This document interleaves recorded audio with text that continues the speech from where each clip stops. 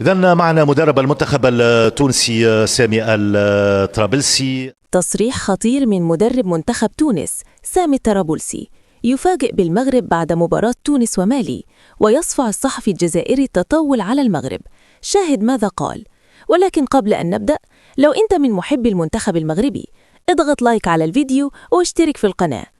بعد مباراة منتخب تونس ومنتخب مالي في دور 16 اليوم من كأس إفريقيا بالمغرب، صرح المدير الفني لمنتخب المغرب سامي الطرابلسي: أولاً يجب علي أن أشكر المغرب والجمهور المغربي العظيم، فنحن من أول يوم وصلنا إلى المغرب شعورنا بأننا موجودين في تونس وليس المغرب، من حفاوة استقبال ومساندة طول الوقت من الجمهور المغربي العظيم.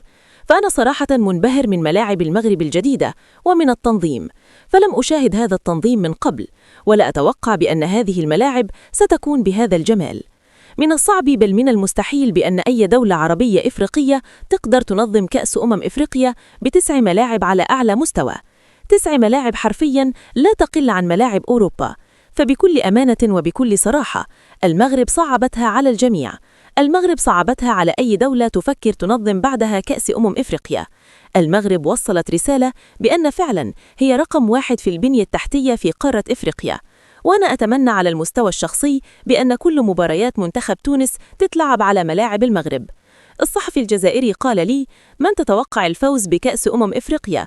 أو من ترشحه للفوز بكأس إفريقيا؟ هل الأقرب الجزائر ولا المغرب؟ فرد قائلاً: هذا سؤال صعب جداً، ولكن كرة القدم هناك مؤشرات. أعتقد منتخب الجزائر بيؤدي بشكل كويس جداً في هذه البطولة، ولكن صراحة مختلف تماماً، بحكم طبعاً بأن معظم لاعبي المغرب في أوروبا. فأنا دائماً وأبداً فخور باللاعب المغربي وبعقلية اللاعب المغربي.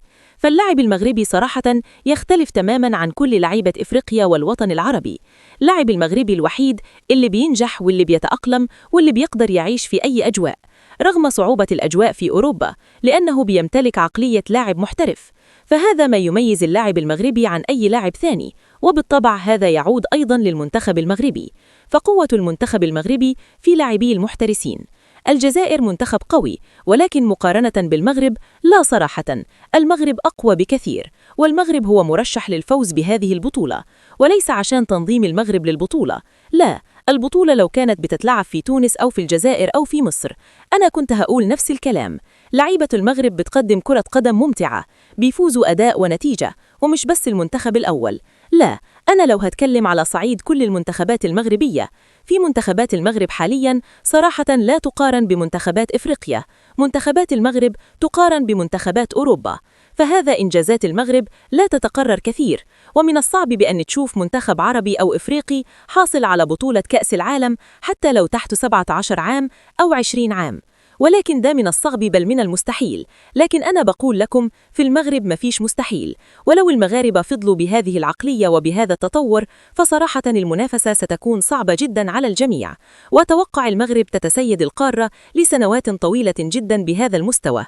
وأرشح المغرب للفوز على منتخب البرازيل في بطولة كأس العالم بهذا الأداء الممتع. المنتخب المغربي دائما وأبدا هو مرشح وبقوة للفوز بأي لقب.